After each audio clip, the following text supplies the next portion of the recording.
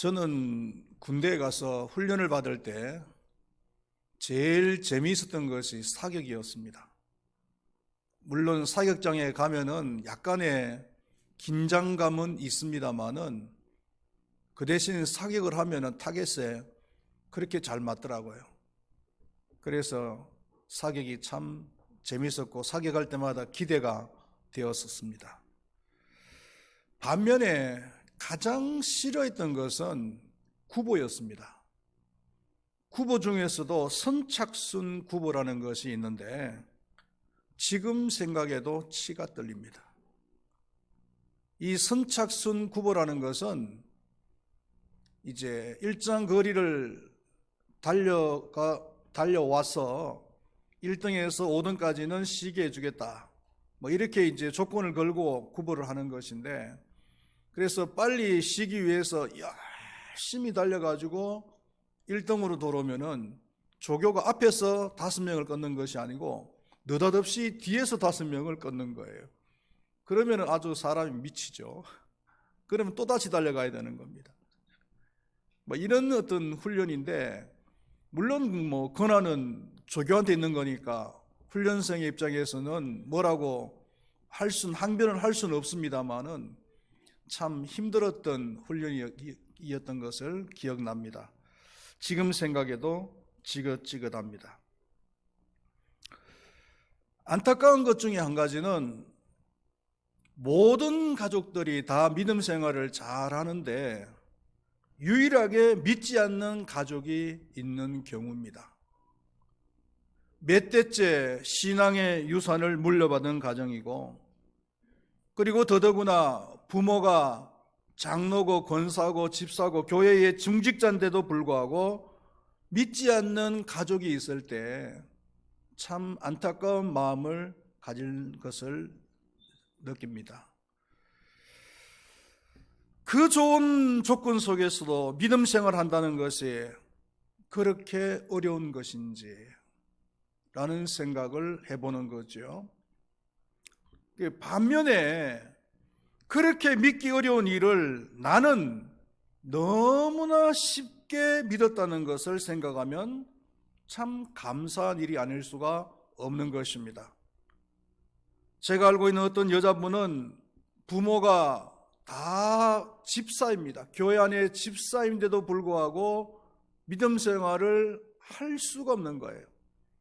그래서 절에 들어가서 비구니가 되어야겠다고 시도를 해보기도 하고, 또 그것도 안 되어서 수녀원에 가서 수녀가 되겠다라고 시도를 했습니다마는 그것도 안 되고, 그래서 한 20년 가까이 방황을 하다가 결국은 하나님께로 다시 돌아오긴 돌아왔는데 그 20년 동안 죽을 고생을 한 거예요.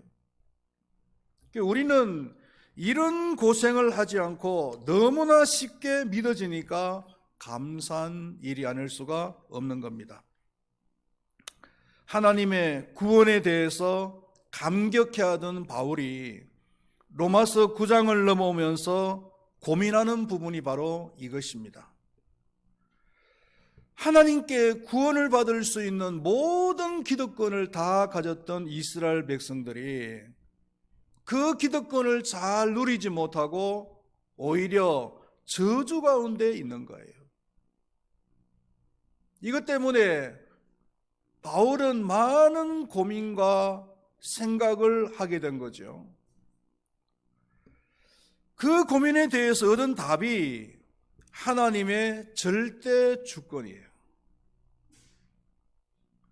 15절 말씀에서 모세에게 이르시되 내가 긍휼히 여길 자를 긍휼히 여기시고 불쌍히 여길 자를 불쌍히 여기리라 하셨다. 18절 말씀에서 그런즉 하나님께서 하고자 하시는 자를 긍휼히 여기시고 하고자 하시는 자를 완악하게 하시느니라. 우리 15절 말씀을 다시 한번 읽어보겠습니다. 다 같이. 모세에게 이르시되 내가 긍휼히 여길 자를 긍휼히 여기시고 불쌍히 여길 자를 불쌍히 여기리라 하셨으니. 18절 말씀입니다. 그런즉 하나님께서 하고자 하시는 자를 긍휼히 여기시고 하고자 하시는 자를 완악하게 하시느니라. 어떤 사람은 불쌍히 여기고 어떤 사람은 불쌍히 여기지 않는다. 이것은 하나님의 절대 주권이라는 것입니다. 지금은 고인이 되셨지만은 현대그룹의 그 정주영 회장님이 많은 연구를 한 끝에 그랜저라고 하는 고급 승용차를 시판을 했어요. 시중에 내어놓았어요. 지금은 그랜저가 국민차라고 불릴 만큼 중산층에서도 탈 수 있는 그런 차지만은 처음 시판되어질 때는 아주 고급차였습니다. 아무나 탈 수 있는 차가 아니었습니다. 그래서 정주영 씨는 그랜저를 시판을 하면은 아마도 그룹의 회장이나 아니면은 사장 정도 되는 사람들이 자가용으로 탈 것이라고 예상을 했단 말이죠. 그런데 어떤 사람이 그랜저를 한 대 샀는데요, 자가용으로 쓰는 것이 아니고 개인 택시로 쓰는 거예요. 그러니까 이 사실을 정주영 씨가 알았어요. 그래서 그랜저의 품위가 떨어진다. 그래서 1억 원을 줄 테니까 그랜저를 다시 돌려달라. 1억 원이면은 그 당시 그랜저 가격에 비하면은 뭐 한 5배, 6배가 되는 그런 돈이었어요. 그런데도 불구하고 이 사람은 정중하게 사양을 했어요. 내가 그랜저를 사가지고 자가용으로 타든 아니면 개인 택시로 타든 사용을 하든 간에 당신이 무슨 상관이냐 이거예요.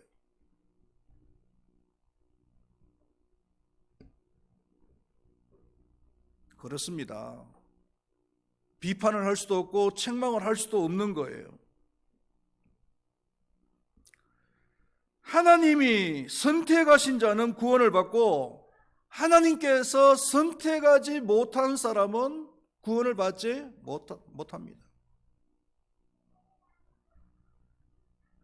하나님께 선택받아서 구원을 받은 사람은 하나님께 감사하는 삶을 살면 돼요. 반면에 선택을 받지 못한 사람은 자신이 선택을 받지 못했다고 해서 누구도 원망할 수가 없습니다. 자기의 책임이기 때문에. 하나님의 절대적인 주권으로 선택하신 일에 대해서 바울은 3가지의 예로 설명을 하고 있습니다. 첫 번째로는 모세와 바로의 예입니다.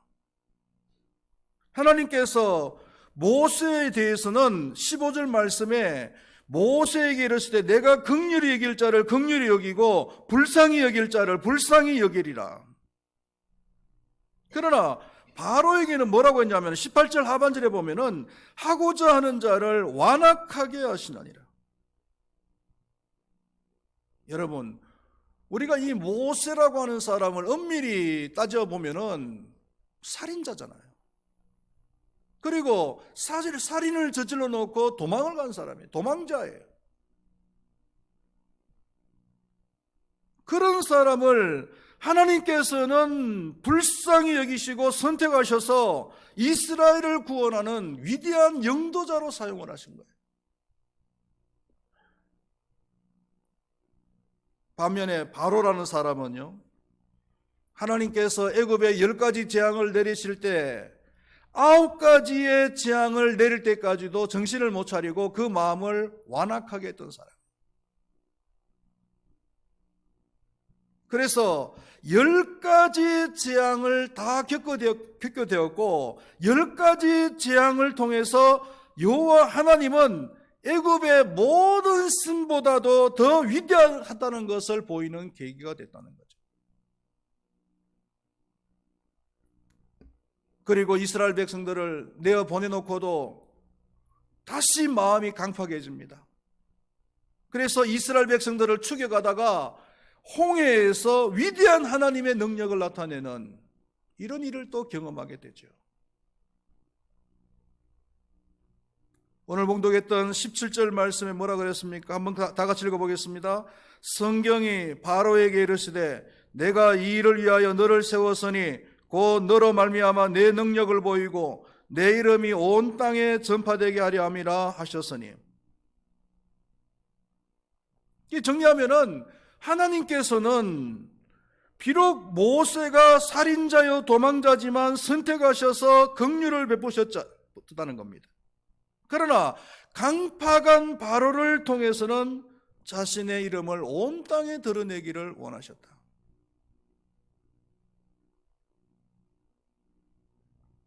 사실 따지고 보면은 모세나 바로나 그놈이에요.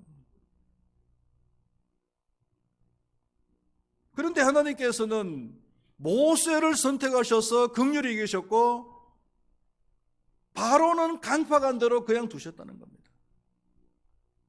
이건 하나님의 절대 주권이라는 거예요.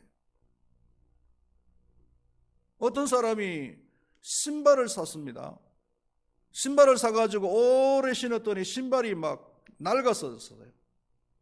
그래서 신발을 이제 버리려고 생각을 했는데 버리려고 생각하니까 좀 아까운 생각이 들어가지고 둘 중에 한 신발은 선택을 했어요. 해가지고 조금 더 세탁을 하고 그리고는 조금 더 신다가 버려야 되겠다.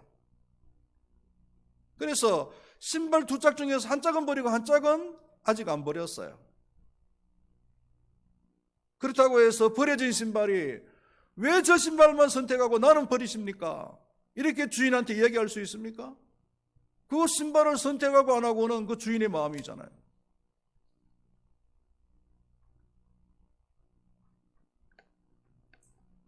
모세도 완악한 사람이고 바로도 완악한 사람이에요. 그러나 하나님께서는 그 두 사람 중에서 모세를 선택하셔서 고쳐서 사용을 하시기를 원하셨다는 거예요. 두 번째로는 토기장이의 비유입니다. 이 토기장이는 귀 쓸 그릇을 만들 수도 있고 천이 쓸 그릇을 만들 수도 있습니다. 21절 말씀을 우리 한번 다 같이 읽어보겠습니다. 21절입니다. 시작. 토기장이가 진흙 한 덩이로 하나는 귀 쓸 그릇을 하나는 천이 쓸 그릇을 만들 권한이 없느냐. 이 토기장이가 자기의 권한으로서 간장종지를 만들든지 아니면 요강을 만들든지 아니면은 수천만 원 하는 도장이를 만들든지 그것은 자기의 권한이란 말이에요. 아무도 토기장이에게 반문을 하거나 불평을 할 수가 없어요. 과거에 우리 교회에서 선교원을 했는데 직접 제가 운영을 했는 때도 있었고 아니면 위탁을 줄 때도 있었는데 직접 이제 운영을 할 때는 그 선교원 원아들의 교육 프로그램 때문에 그 도예원을 자주 찾아갔어요. 아이들한테 그 실습을 갖다가 시키는 그런 이제 학급을 하기 위해서 도예원을 자주 찾아갔는데 우리 수원에서 제일 가까운 도예원이라면은 이천에 있잖아요. 그죠? 우리가 자주 찾아간 그 도예원이 은광 도예원입니다. 지금도 기억이 나는데.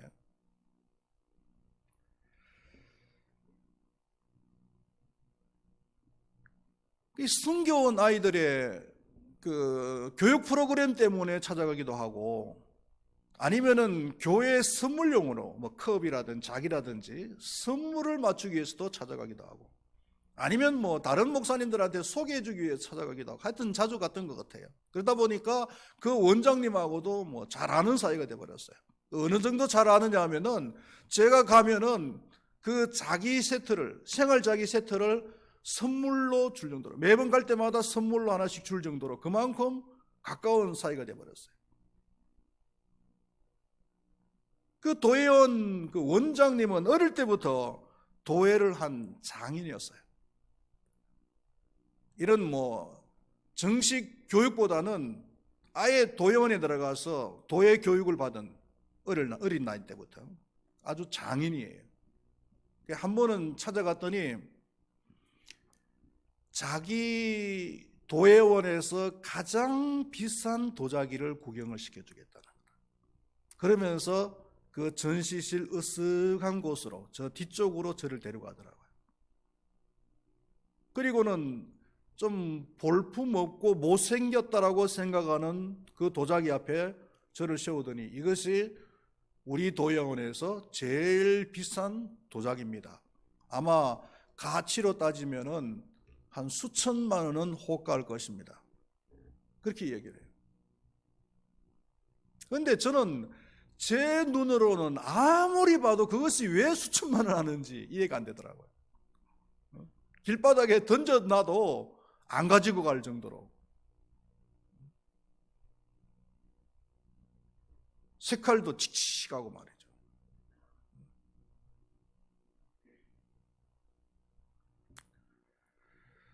분명한 것은 뭐냐면은 이 도공이 흙으로 그냥 다른 사람에게 공짜로 줄 정도로 값어치가 없는 그런 그릇을 만들든지 아니면은 수천만 원이 호가하는 도자기를 만들든지 그 절대적인 권한은 그 도공에게 있다는 거예요.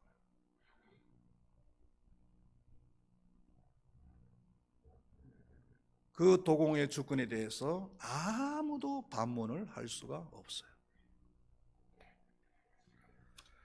농부가 농사를 지을 때 논에 본문을 대잖아요. 논에 본문을 댈 때 오른쪽으로 본문을 대든지 왼쪽으로 본문을 대든지 그것은 농부의 마음이에요. 오른쪽으로 댄다고 해서 사람들이 왜 당신이 본문을 오른쪽으로 냅니까? 그렇게 항의를 할 수 있느냐? 항의할 수가 없다는 거예요. 그건 농부의 주권이에요. 권한이에요.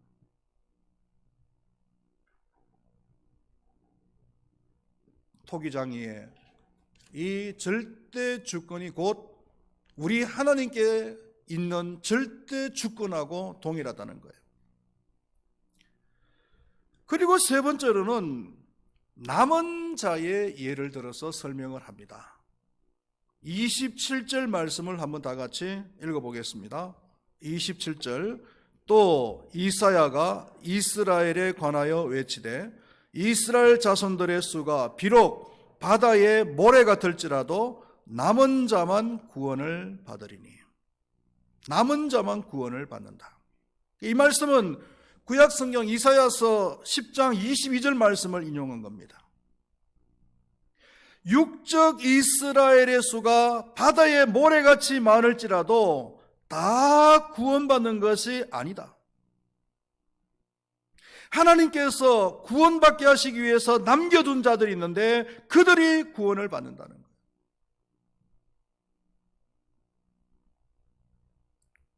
엘리야 시대 때에 그 유명한 악한 왕이 있죠. 아합 왕이라고. 그리고 그 안에는 더 악하죠. 이세벨. 그 아합과 이세벨이 힘을 합쳐서 엄청난 대대적인 박해를 했습니다. 하나님 믿는 사람들을 박해를 했어요. 붙잡아서 감옥에다가 집어넣고 아니면은 죽이기도 칼로 죽이기도 하고 아니면 추방을 시키기도 하고 그러니까 사람들이 다 숨어버린 거예요. 하나님을 믿는 사람들이 무서워서 다 숨어버렸어요. 그러니까 이 선지자 엘리야가 자신도 목숨의 위협을 느껴지는 거예요. 주변에 아무도 없으니까. 그래서 하나님께 기도를 하는데 이렇게 기도합니다. 하나님이여, 이 백성들이 주의 제단을 헐고 주의 선지자들을 칼로 죽였습니다. 이제 나만 홀로 남았습니다.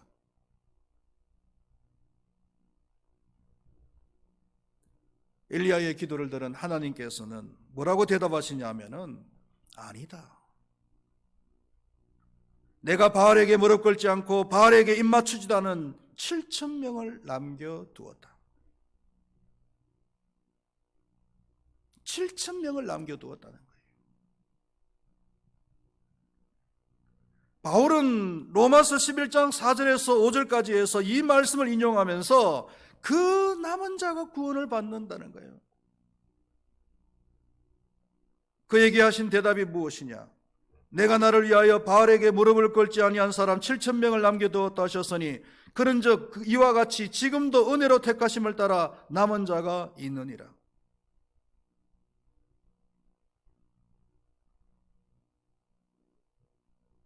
여러분,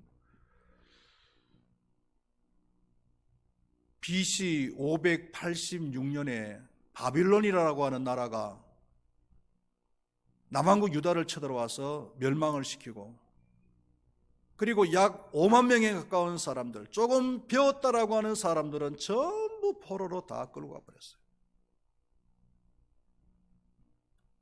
그리고는 한 50년 동안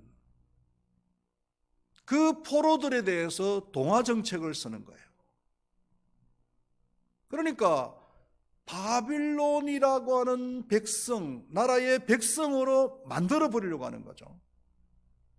그래서 언어도 바빌론 언어를 쓰게 만들고, 이름도 창시개명을 시켜버리고, 그리고 교육도 계속 바빌론 교육을 시키고, 그리고 음식도 바빌론식의 음식을 먹도록 만들고, 이렇게 50년을 갖다가 동화를 시켜버렸어요. 그렇다면은 모든 포로들이 다 바빌론 사람이 되어버렸느냐? 그게 아니에요.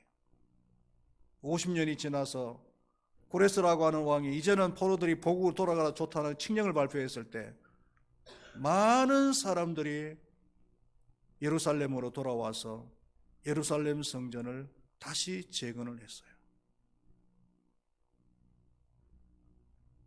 그 남은 자들, 포로로 끌려가서도 동화되지 아니하고 문화를 지키고 신앙을 지켰던 많은 사람들이 있잖아요. 그들이 바로 남은 자들이요, 구원받을 자들이요.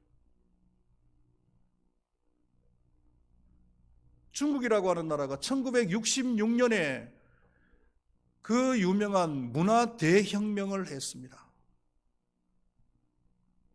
10년 동안 그 문화 대혁명 그 치시하에 있으면서 기독교는 엄청난 박해를 당했고, 그리고 중국 내에 있는 기독교인들은 외부 세력, 외부 기독교인들과 완전히 관계가 단절이 되어졌어요.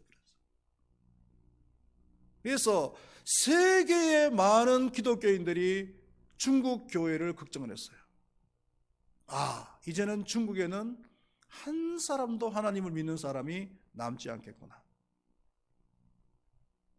그리고 1976년에 다시 중국이라는 나라가 개방을 했어요. 했는데 보니까 기독교가 완전히 말살된 것이 아니라 오히려 기독교 인구가, 하나님 믿는 사람이 숫자가 더 늘어났어요. 놀라운 일이죠. 그들이 누구겠습니까? 하나님께서 구원하시기로 선택하신 자들. 엄청난 사회주의, 공산주의의 압박 속에서도 남은 자들이 있더라 말이죠.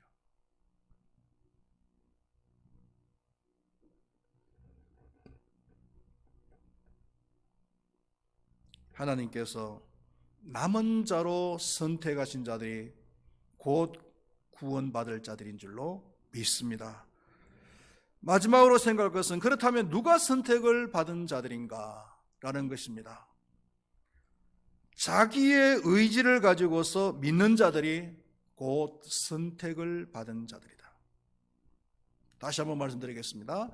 자기의 의지를 가지고서 믿는 자들이 곧 선택받는 자들이다. 하나님께서는 인간들에게 자유의지를 주셨잖아요. 그리고 그 자유의지를 책임감 있게 쓰도록 만들으셨어요. 그런데 선택을 받은 자들에게 하나님께서는 특별히 은혜를 주신 거예요. 그래서 그 의지를 가지고서 하나님을 떠나고 하나님을 배반하는 데 사용하지 않고 하나님을 믿는 데 사용을 한 거예요. 30절 말씀에 그런즉 우리가 무슨 말을 하리요? 의를 따르지 아니한 이방인들이 의를 얻었으니 곧 믿음에서 난 의요 라고 했습니다. 이스라엘 백성들이 구원을 받지 못한 이유가 뭐였습니까? 그들이 구원을 받지 못한 이유는 자신의 의지를 가지고서 하나님을 믿는 것이 아니고 행위, 곧 율법을 의지했기 때문이에요. 32절에서 뭐라고 했습니까? 32절에서 그들이 믿음을 의지 않고 행위를 의지함이라 이렇게 이야기했습니다. 그러니까 하나님께서 주신 그 의지를 가지고서 잘못 사용을 한 거예요.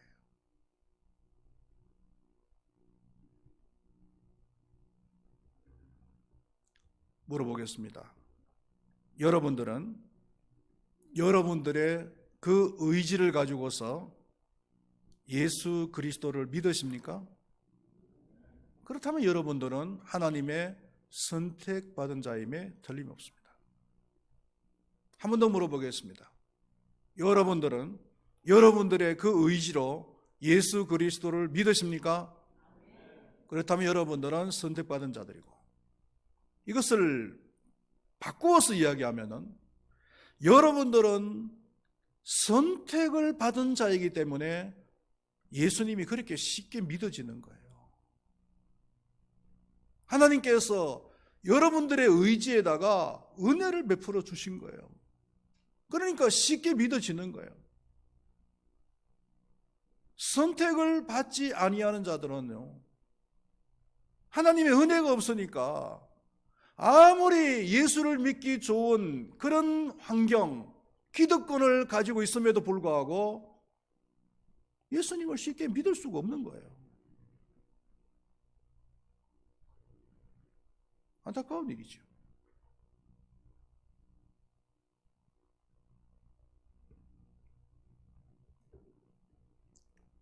쉽게 믿어지는 것에 대해서 감사하시기를 바라겠습니다.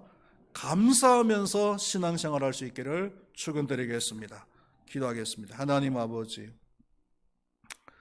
하나님의 절대 주권은 우리를 선택하셨고 우리의 그 자유의지 속에 은혜를 베푸셔서 예수 그리스도를 믿게 만드실 뿐만 아니라 구원받은 사람이 되게 하여 주셨습니다. 선택받지 못한 사람들은 아무리 좋은 환경, 여건이라 할지라도 예수님을 믿기가 그렇게 힘듭니다. 지옥 갈 수밖에 없습니다. 그러나 저희들에게는 너무나 쉽게 예수님을 믿게 해주시고 영접하게 하여 주시고 구원받게 하여 주신 것을 생각할 때마다 감사드립니다. 이 감사 잊어버리지 말고 감사를 아는, 그래서 감사하는 삶을 살아가는 우리 모두가 되게 하여 주시옵소서.